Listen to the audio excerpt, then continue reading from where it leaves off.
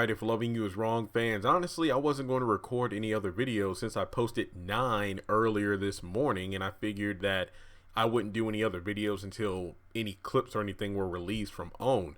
But as I was, jotting down videos and to-do list things for this upcoming week, it dawned on me that I've done a lot of If Loving You Is Wrong videos in less than like 5 days. And on top of that, we have talked so much about Ian and Alex, despite the fact that technically speaking, we haven't really seen these two interacting on screen. All we saw was the brief exchange in the trailer for this week, and that's it.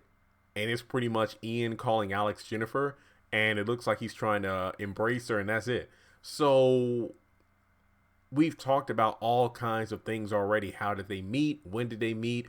Was it a one-night stand? Was it a long-going affair? Why is she called Jennifer? Is Ian the father of the baby? And I have to thank you all because that video is about to hit 50,000 views. Within like 4 days, that one video is about to surpass the May 7th Have and Have Not trailer breakdown I did. That's insane. But I was thinking to myself, we've talked so much about Ian and Alex and how did those two come together and if he is the father of the baby, but I don't think any of us, including myself, have asked the question, if Ian is the biological father of the child, how will he react to that news? Now keep in mind, certain liberties need to be taken because we really don't know the duration of Ian and Jennifer's relationship, fling. Was it a one night stand? Was it kind of like, Jim and Candace on the Haves and the Have-Nots, where they would just meet up at hotels and whatnot from time to time? Or was it a long-going thing like it was with Randall because he was next door? I don't know.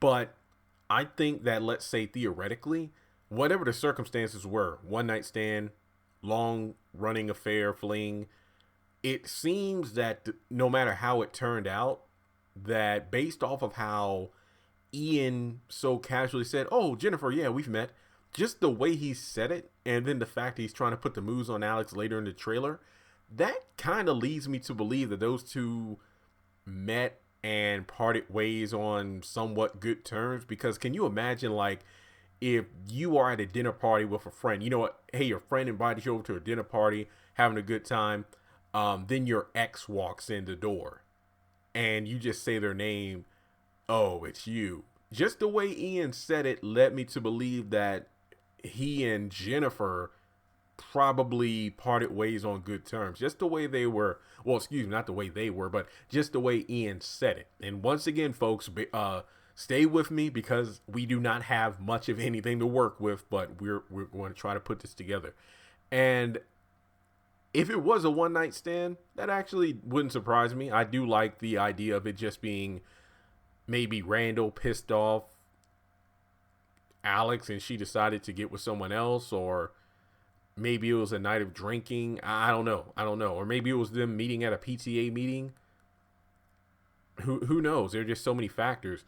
But I think, let's say theoretically, Alex and Ian have not talked in a while. Like during the duration of the pregnancy, when she was promoting, if you will, that Randall, you're not the father.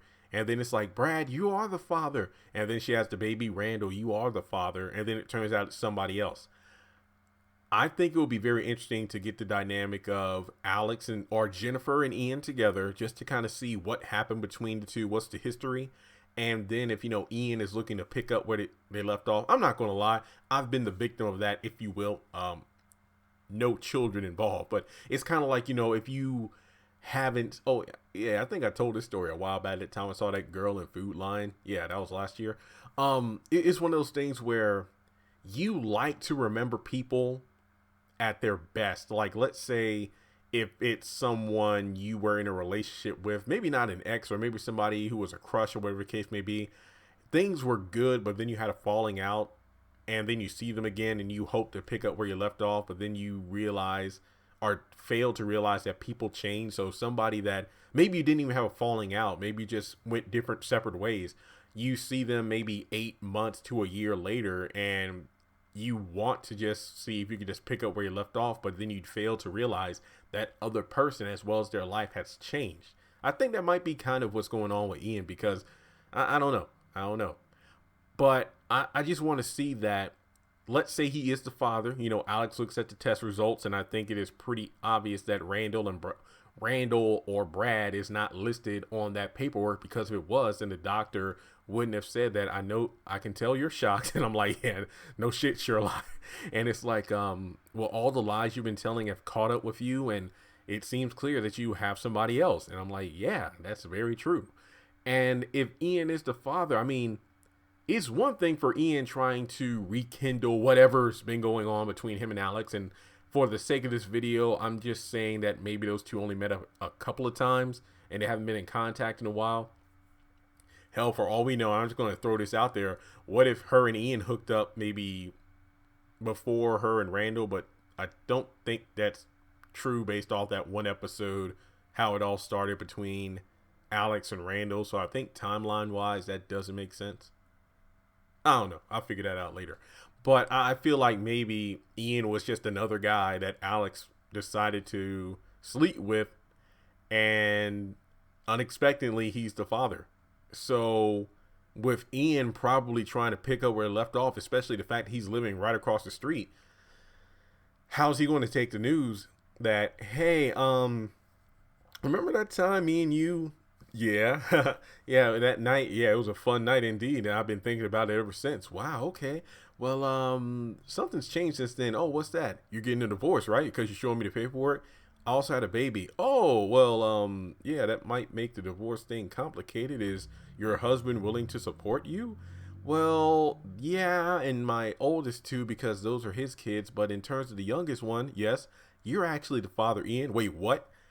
Let's see what the dynamic's going to be. I feel like aside from learning how Ian and Alex hooked up to begin with, I want to see the dynamic of what Ian will say or do if it turns out he's actually the father of that child. It's kind of like the whole lion tattoo thing. Like I've said it back, you know, when the mystery was still out there. If Derek was the father, I was like, it's one thing for Derek to reveal the tattoo and get confirmation that he has the tattoo. But even more important than that is to get the reaction of the other character involved. In this case, it would be Hannah and Candace, but in the situation on If Loving You Is Wrong, it's going to be Ian's reaction. Then of course you have Brad's reaction, because once again it's like, well, I'm glad I'm divorcing this bitch. And then on top of that, you have Randall's reaction, and it's no coincidence that Ian just happens to be moving on that very street, which is going to make things hella tense around there, if you ask me. Can you imagine that? Let's say hypothetically, I even did that video about Tanya and Bennett ending up with Randall and Alex. Can you imagine that? Like if, you know, Brad, Alex get a divorce, and then Alex is living next door to the guy she was banging who wants revenge because he's not the father of the child that she said he was the father of. And then you have Ian living right across the street who may well be the father of the child that was just had. And turns out that was an affair nobody even knew about. And then what if she tries to get with Bennett, the guy that saved her life? And then he's married to a crazy, well, not crazy, but a woman with medical disabilities. So, yeah, hell, she probably did sleep with a mailman like Randall said. But I digress. So with that being said, folks, I really can't wait until we get more information on this. But let me know your thoughts, though, really, for real. If Ian is the father, how do you think he's going to react to the news? And for the sake of this video, I wanted to create a hypothetical situation in where Ian did not contact Jennifer. Neither one of them contacted the other for quite some time, nor did he know she was pregnant. So he would be completely unaware that this is his child. So keep that in mind before you comment. And as always, feel free to leave your thoughts, share this video around, give it a thumbs up. It really does help, as well as subscribing to the channel.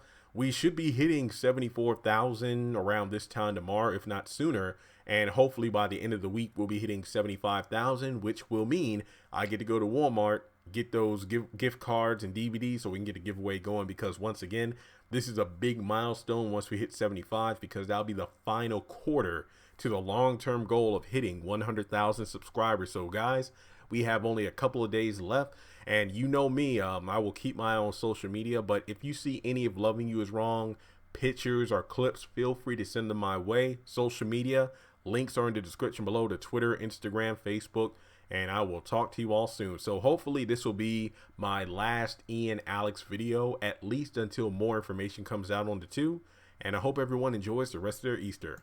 Congratulations on making it to the end of this video. If you like what you just saw, make sure to hit the thumbs up button, or if you have anything you would like to add to the video, make sure to leave your thoughts in the comment section below. If you want to keep up with me on social media, go to the description box. All of my links for social media are right there. Also, if you feel like you would like to donate to the channel, make sure to click on the link to PayPal. Any amount helps, $1, $5, $20. As a full-time YouTuber, any support from my fans really does mean a lot to me. Finally, make sure to hit the subscribe button as well as the bell notification icon. That way you're kept up to date on any new content I post to the channel. Once again, thank you so much for tuning in, and I'll talk to you in the next video.